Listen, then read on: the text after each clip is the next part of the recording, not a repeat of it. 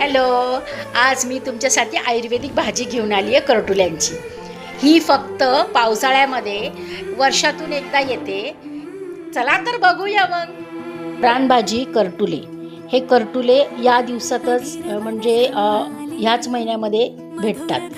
तर सर्वप्रथम भाजी चिरून घेतली, धुवून स्वच्छ, तेल, कांदा, लसूण चांगलं परतवून घेतलं. नंतर मग त्याच्यात तुम्ही आपल्या प्रकारचे मसाले टाका आवडीचे. नंतर त्याच्यात थोडं मीठ टाकलं आणि करटुले चांगले परतवून घेतले. परतवून घेतल्यानंतर ती छान प्रकारे भाजी अशी आयुर्वेदिक भाजी शिजलेली आहे. छान पण दिसते आहे बघा. आयुर्वेदिक भाजी ही सर्वांनी खाल्लीच पाहिजे.